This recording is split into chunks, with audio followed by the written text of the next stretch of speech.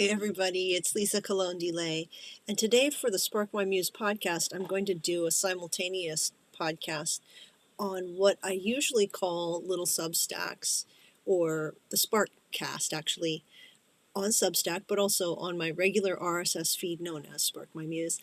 And what I want to do is read from a little bit of The Wild Land Within, which I released in 2001 with Broadleaf Books. And I'm just sitting here right now with my cup of coffee. I'm in my office, and I have recently released something that is part of it's part of what I have always wanted to do, but it took a while to do, and COVID really pushed this back a lot more, I think. But with the advent of AI, this pairs perfectly with the book. What you see here, if you can see this, and I'm going to describe it so you can imagine it, is a visual depiction of my inner world. And what I'm going to read to you today is about three inner chasms that we all have in our interior landscape, in the terrain of our heart and our soul. But what I've been able to do through creating a product that you encounter as a survey or an assessment, where you reflect on some questions and you answer, you do check boxes and you do short answers. And then at the end, all those results and findings are accumulated and coalesced and then fed into a specially trained AI model that I've trained. I actually interacted with 6 different models and honed them all there. And if you're able to see this, you'll see that there's a picture of what looks like a tropical landscape. There's some beaches. There's some very high cliffs. There's it's fairly realistic looking. There's a little slight fantasy element to it where you realize this probably isn't a real place, but it looks awfully real.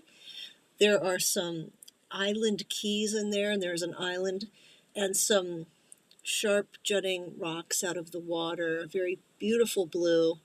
And what is pictured here, especially in the harsher, rugged, tall mountainscapes, are areas of my childhood. This would be some of those first chasms of what is called safety and security. I'll read that from the book in a minute.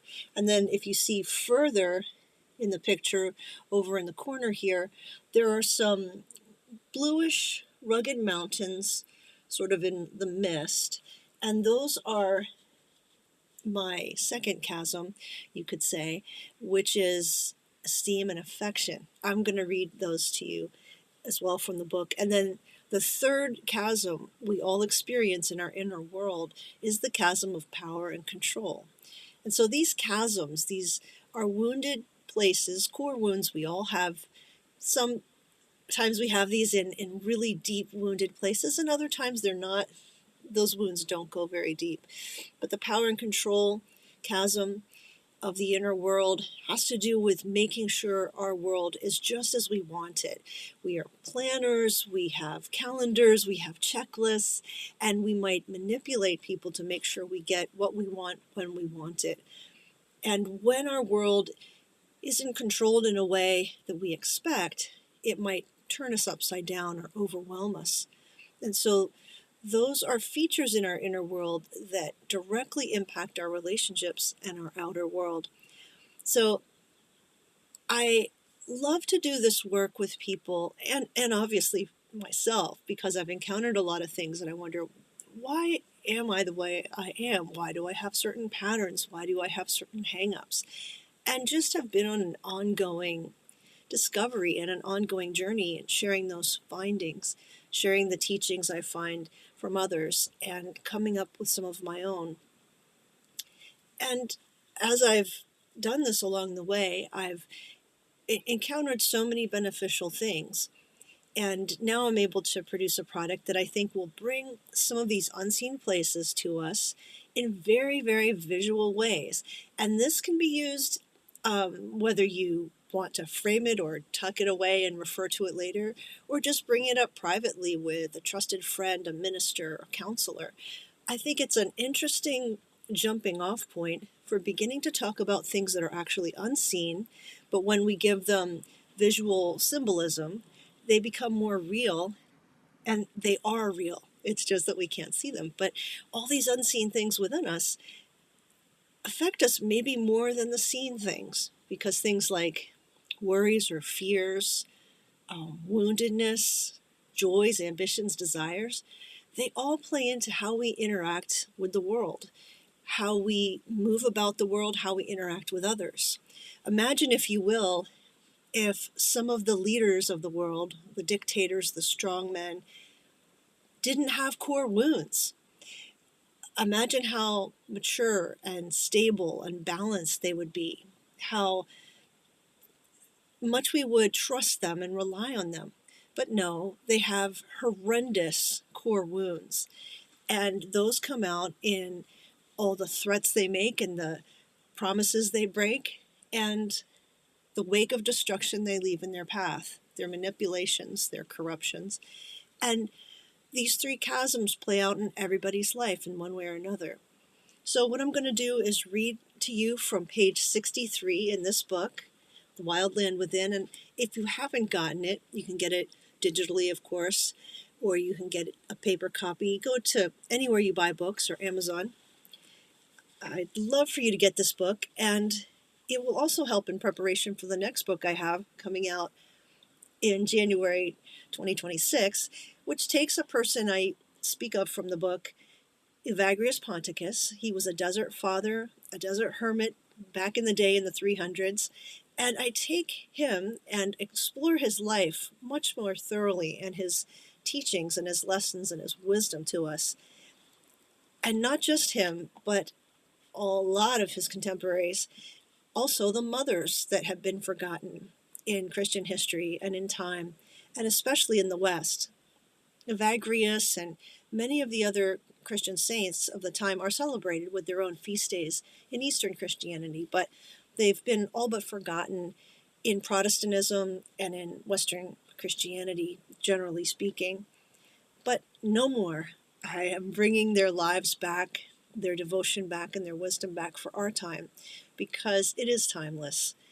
And we can use some of their maturity now to inform us and teach us. So, beginning on page 63 today, this is where I write the three chasms. Imagine you're on top of a desert mesa and can gaze all over your inner world. Your view stretches for hundreds of miles. From this vantage point, you can see the rugged terrain below, as well as steep and narrow trails leading towards large ravines that are hidden in shadows. The interior world of each person has three ravines, core wounds with which to contend. The gaps are unbridgeable. In reality, of course, none of us has a clear vantage point atop the mesa to see all three. Unless, of course, you get the product I just made and you can sort of visualize it. In the language of the Johari window model, a full view of the mesa would mean you are able to see all four quadrants of the Johari window, and none of us can view ourselves entirely objectively and can perceive such things. The chasms form in our lives and remain within us. We reside in those dim and hidden areas and lose sight of the wider terrain. We may stay put within these places without ever moving toward other terrains. We have little insight into our surroundings because the view is so obscured. We remain far too unknown to ourselves. Some of us have fumbled and felt our ways into other ravines with great hardship, injury, and suffering. Sometimes we migrate back and forth or take up very long residence in one particular shadowy and tangled chasm or another. No matter what, we never know too much about those darkened places until the divine and healing light shines into each gulf, crevice, and cranny. Wisdom of the ages has crafted winding paths that help us trek through these ravines and find our ways out again. But few of us find or follow those paths all the way out. If we find them and follow them at all, it often takes our whole lives to venture through them. Some of us have erected our own tent dwellings in one of the shadowed ravines, having decided it was safer to camp out there than travel further on. I lived in all of them. and with no hope of getting any mail or Wi-Fi. I didn't even know where I was. In this chapter, we'll look at three perilous chasms of our inner lives that refer to the three core wounds that are part of our human experience. Father Thomas Keating speaks of these core wounds in his book, Invitation to Love, The Way of Christian Contemplation. As humans, we all have three biological needs that are essential: safety and security, esteem and affection, and power and control. Our three core wounds correspond to these three vital needs. When our needs for safety and security, esteem and affection, and power and control go unmet, core wounds are formed like chasms within us. Keating explains that we experience spiritual transformation when we heal the unconscious motives and responses that have become ingrained habits within us. Chasms in our interior worlds, these core wounds, will detract from the relationship with the divine. They can prevent us from knowing ourselves and being gracious to ourselves. And such growth becomes difficult, and such that growth becomes difficult or impossible. And core wounds wreak havoc on our relationship with others. Furthermore, when we function from inside these chasm wounds, we hamstring so many of our efforts in vocation and in life. We inadvertently take up residence in a chasm of woundedness, whether it's a massive ravine or a small gully, and we start to feel trapped. We may have no idea why, and we may go on for years, floundering, wounded, and restless. That's where I'll stop for right now. The core wounds are safety and security, esteem and affection, and power and control. And they do correspond most of the time to different stages of development in our lives. Safety and security happen very, very early in our childhood. We likely have had absolutely no control over those things, and sometimes they have occurred before language has developed, and therefore before we have very concrete memories. We mostly have feelings or feel unsafe in our bodies. We might have a tendency to dissociate and have addictive patterns, and those can come from core wounds. And esteem and affection develop later on in childhood as our social world begins to develop. It's when we care about what other people think of us, beyond just our parents, but we begin to develop friendships, and those things help us to become more mature and developed and understand how our social world and networking and relationships actually work. And when that gets stunted or wounded, it can hamstring us our whole life, where we constantly look for the validation of others and feel lonely and lost and confused and even sort of debilitated when it comes to relating to others well. And power and control can happen in different occasions and experiences throughout our whole life, but it can very much manifest itself in adulthood when we have a little more control. If our woundedness is such that we become neurotic, we will not let go of that tight wheel grip that we have on our life, and it can be very how should I say this? Just very difficult for the people around us, because we get very rigid and we lose our flexibility.